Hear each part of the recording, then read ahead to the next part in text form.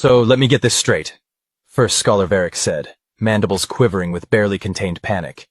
You're telling me that the Predator alert system, the one we spent 3,000 cycles perfecting, the one that cost more than a small moon, that system just classified a student as a threat level 9? Threat level 9.4, actually. His assistant Quilnor corrected, her eye stalks drooping apologetically. And climbing. Climbing? How is it climbing? Is the creature getting closer? No, Scholar. It's just walking. Down the main concourse. Toward the lecture halls. Varric slumped into his support harness, which groaned under the sudden weight redistribution. He'd been head of campus security at the Galactic Institute of Advanced Learning for 70 cycles. 70 peaceful, boring, mind-numbingly uneventful cycles. He'd dealt with Krolik students trying to smuggle fermented algae into dormitories. He'd mediated disputes between rival academic clubs. Once, memorably, he'd even had to remove a nesting flurm from the atmospheric processing unit. But this was new. Show me, he said with the exhaustion of someone who already knew he wasn't going to like what he saw. The holographic display flickered to life, showing the main concourse from 12 different angles. At first, Varric couldn't spot what had the system so agitated.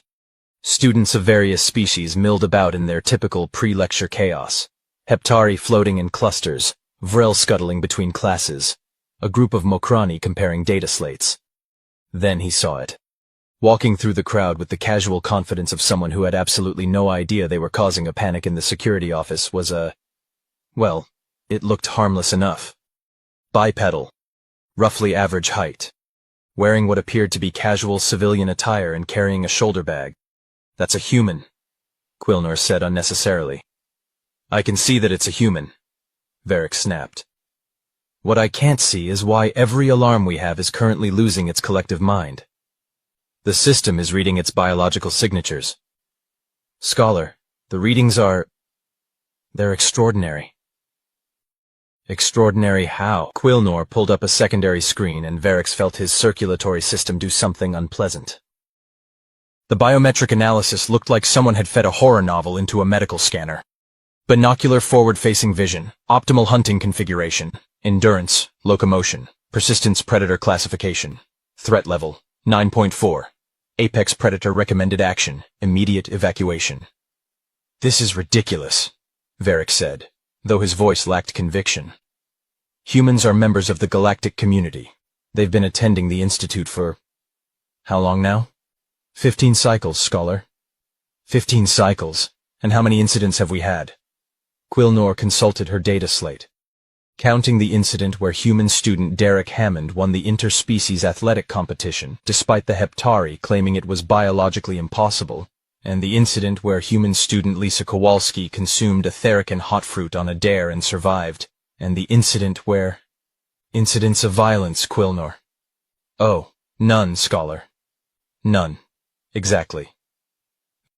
Varric gestured at the screen where the human, a male, he thought, though telling with humans was always tricky, was now stopping to examine a bulletin board. Look at it. It's reading campus announcements. Does that look like an apex predator to you? The human tilted its head, apparently finding something on the board amusing. It smiled. That peculiar expression humans made that involved baring their teeth. Every alarm in the office increased in pitch. It's displaying threat posture, the system announced in a voice that suggested it was one sensor reading away from requesting a planetary blockade. That's not a threat posture, that's just... Varric paused. Was it a threat posture? He'd taken the mandatory sensitivity training about human expressions. Baring teeth meant...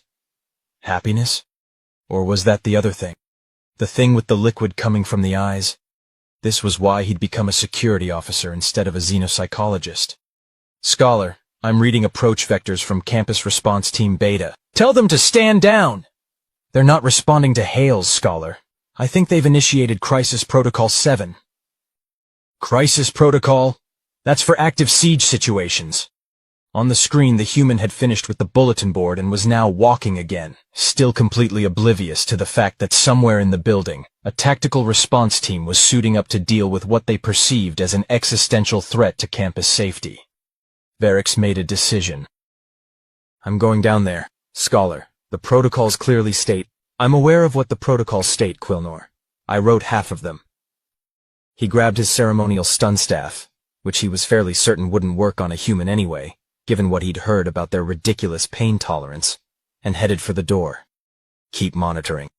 And for the love of the first nebula, keep that response team away from the concourse. The last thing we need is an actual incident because someone panicked. The human's name was Tyler Morrison, and he was having what he considered a pretty good morning. He'd woken up on time for once. His roommate, a Vrel named Chitros, who was extremely particular about temperature regulation, hadn't complained about Tyler's excessive heat production overnight. The dining hall had actually had something resembling bacon, or at least the galactic community's best attempt at it. And most importantly, he wasn't late for advanced quantum mechanics. Well, he might be slightly late, but Professor Kelmark was usually late too, so it evened out. Tyler navigated the main concourse with the practiced ease of someone who'd spent 3 semesters learning to dodge floating heptari and not trip over enthusiastic Vrel. The Institute was probably his favorite place in the galaxy, a massive station dedicated entirely to higher learning, where thousands of species came together to share knowledge and occasionally argue about whose homework methodology was superior. He was humming something, an old Earth song his mom used to play, when he noticed that the usual crowd seemed thinner than normal. Weird. It was prime class change time. The concourse should be packed. Also, was it just him, or were people staring? A group of Makrani students saw him coming and immediately scattered into a side corridor. A heptari professor he recognized from the mathematics department suddenly developed a keen interest in a wall panel. Tyler checked himself. Zipper up? Check. No food stains? Check. He sniffed cautiously. No, he'd definitely showered this morning. So why was everyone acting like he'd grown a second head? Excuse me, honored student! Tyler turned to find a Quilner approaching quickly. Well, as quickly as a Quilner could approach, which was roughly the speed of continental drift with a light jog. The alien was wearing an official-looking sash and carrying what appeared to be some kind of ceremonial staff. Hi? Tyler said. Can I help you? The Quilnar's mandibles moved in what might have been uncertainty. Yes, perhaps. I am First Scholar Verix, head of campus security. I was hoping we might have a brief conversation. Campus security. Tyler ran through a mental checklist of potential infractions. He'd returned his library materials on time, hadn't thrown any parties, hadn't accidentally violated any cultural taboos that he knew of, though with 1,000 species on campus, it was always a possibility. Sure, he said cautiously. Is something wrong? Wrong? No, nothing wrong. I simply wanted to welcome you. Yes. Welcome you to campus. Bit late for that, given you've been here 3 semesters, but better late than never, the old saying goes. Tyler was pretty sure that wasn't why the head of campus security had personally tracked him down, but he decided to play along. Thanks. I appreciate it. The Institute's been great. Wonderful. Fantastic. And you've had no incidents? No troubles? No situations where you felt threatened or perhaps threatening? Threatening? Tyler blinked. No? Everyone's been pretty friendly, actually. Well, except for that one Therakin who kept insisting humans couldn't possibly have evolved naturally, but I think that was more of a philosophical thing than an insult. Verix's mandibles drew together slightly. Yes, well, Therakins are known for their, strong opinions on evolutionary biology. Tell me, honored student, may I call you Tyler? Sure. Tell me, Tyler, are you aware that you are currently registering as a threat level 9.4 on our security systems? Tyler stared at him. What? Our Predator Alert system. Top of the line. Very expensive. Very sophisticated. It believes you are an apex predator. It has recommended immediate evacuation of the concourse. For a moment, Tyler just processed this. Then, because he was 20 years old and the human brain at 20 is wired for poor decision-making, he started laughing. You're kidding. I am not known for my sense of humor, I'm afraid. I'm just walking to class. Yes, well, apparently you're walking to class in a manner that our systems interpret as stalking prey with lethal efficiency. Tyler looked down at himself. Jeans, T-shirt with a faded band logo. Sneakers that had seen better days. Backpack containing 1 textbook, 2 data slates, and approximately 17 pens because he kept forgetting he had pens.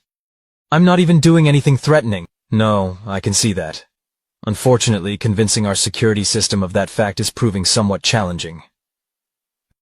Varix gestured with his staff. Perhaps you might accompany me to the security office. We can sort this out, and I can prevent the campus response team from deploying shock nets. Shock nets? It's Protocol 7.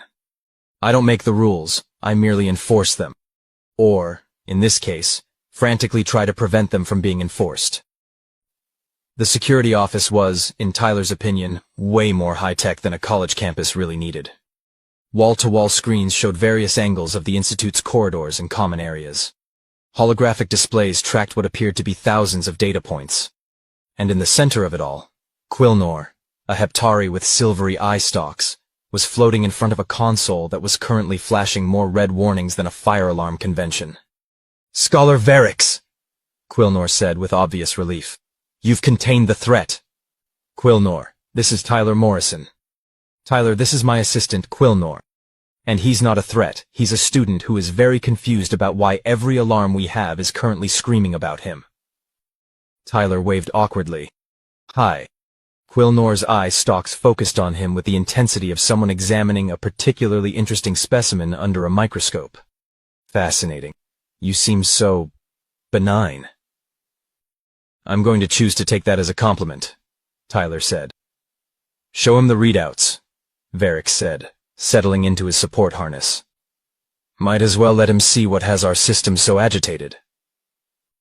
Quilnor pulled up the display, and Tyler found himself looking at what was apparently a biological analysis of himself. It was weird, seeing himself reduced to a series of threat indicators and anatomical notes. Forward-facing eyes, optimal for tracking prey, bipedal locomotion, endurance hunter configuration, dental structure, omnivorous with carnivorous capability, sweat glands, thermoregulation enabling pursuit hunting, adrenaline response, enhanced threat response system, threat level 9.4, apex predator. Okay, Tyler said slowly. I can kind of see how you might interpret that as threatening. But you guys know humans evolved as endurance hunters, right? As in, we used to hunt that way. Past tense. These days, we mostly use it for marathon running and stubbornly refusing to give up on difficult homework problems. Homework problems don't typically try to run away, Varix pointed out. You haven't met my quantum mechanics assignments. Despite the situation, Tyler thought he saw Varix's mandibles shift in what might have been amusement. The issue, Quilnor said, is that our security system was designed to identify potential threats based on biological markers. It's meant to detect if, say, a Krelth ambush predator somehow made its way onto campus, or a Margoni pack hunter, species that might pose a danger to students. And it's catching me instead. Precisely. Your biology shares significant similarities with species we would consider dangerous. Tyler thought about it. How many other humans are on campus? Quilnor consulted her data slate. 17 currently enrolled students. 3 professors. 2 administrative staff. And do you get these alarms for all of them? Well, no. This is the first time it's happened, actually. So what's special about me? Varix leaned forward. That's an excellent question. Quilnor, pull up comparative profiles. All human students currently on campus. The display shifted, showing a series of biological readouts. Tyler squinted at them, trying to understand what he was looking at. There, Quilnor said, her eye stalks perking up as she highlighted something. Your baseline adrenaline and cortisol levels are elevated compared to other humans on campus. Not dramatically, within normal human range, but elevated. It's Wednesday morning, Tyler said. I've got a quantum mechanics midterm on Friday, a paper due Monday, and my roommate's been playing some kind of Vrel meditation music at 3 in the morning. I'm running on coffee and anxiety. Coffee? Varix asked. Human stimulant beverage. Made from beans. Well, seeds technically. We're kind of addicted to it as a species. Fascinating. And this increases your threat indicators? Apparently? Tyler rubbed his face. This is so weird. I'm literally just trying to survive exam week, and your computer thinks I'm about to go on a hunting spree. Quillnor's eye stalks waved excitedly. Wait, exam week. Scholar, look at the temporal data. Varix pulled up another screen. What am I looking at? Cross-reference human stress markers with the academic calendar. See? The pattern holds. Human students show elevated threat indicators during midterm periods and final exam periods. The system isn't wrong about the biological response. It's just misinterpreting the cause. So you're saying, Varix said slowly, that our multi-million credit security system is confusing academic stress with hunting behavior? Humans evolved to maintain focus over extended periods despite exhaustion, Quillnor said, warming to her theory. And what are exams if not extended challenges requiring exactly that? That's actually kind of brilliant, Tyler said. Also kind of depressing. You're telling me my brain is treating studying the same way my ancestors treated chasing down antelope? In terms of stress response? Possibly.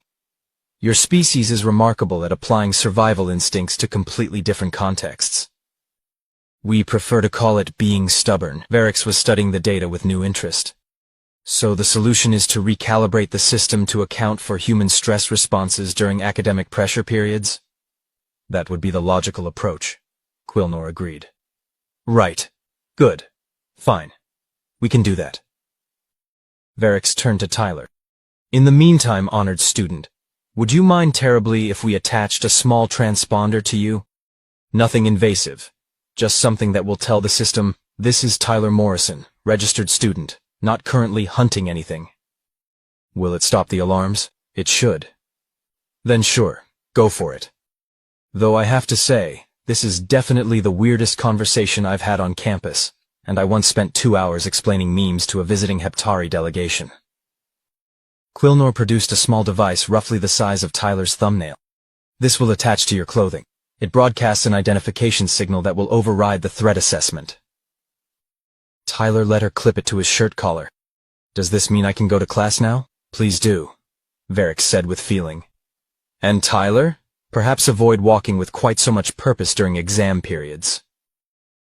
For the sake of my cardiovascular system, I'll try my best. Though fair warning, I walk the same way all the time. This is just how humans walk. Duly noted, Varix muttered. By the time Tyler made it to advanced quantum mechanics, only 5 minutes late, a personal record, Thestory had already spread through campus with the speed that only gossip and instant messaging could achieve. His roommate Chitros was waiting outside the lecture hall, antennae quivering with barely suppressed excitement. Is it true? Did campus security really mobilize a response team? Technically, yes, but they didn't actually deploy. False alarm. Because you're an apex predator? Because their system has some bugs to work out. This is the best thing that's happened all semester, Chitros said gleefully. Do you know how boring it is living with someone who mostly just studies and occasionally binge-watches Earth television? Finally, you're interesting. Thanks, I think. They entered the lecture hall, and Tyler immediately noticed the ripple of awareness that went through the assembled students. Whispers. Stares. A Macrani in the back row actually took a picture. Great. This was going to be a thing now. Professor Kelmark, an elderly Quillnar with faded purple coloring and an impressive collection of academic awards, looked up from organizing his notes. Ah, Mr. Morrison, I heard you had quite the morning. News travels fast. Academic institutions are small communities, Mr. Morrison. Small communities with very efficient communication networks. Kelmark's posture shifted, and what Tyler had learned was the Quillnar equivalent of a smile. For what it's worth, I've never found you particularly threatening, though your questions during lectures can be rather pointed. A few students laughed. Tyler felt some of the tension ease. I'll try to keep my predatory questioning to a minimum, Professor. Please don't. Challenging assumptions is what science is about. Now, if everyone would take their seats, we have quite a bit to cover today regarding quantum entanglement. The lecture proceeded normally, or as normally as any lecture could proceed when half the students were sneaking glances at Tyler like he might suddenly sprout fangs. Tyler tried to focus on the material, taking notes on his data slate, and occasionally raising his hand to ask questions that were only somewhat aggressive.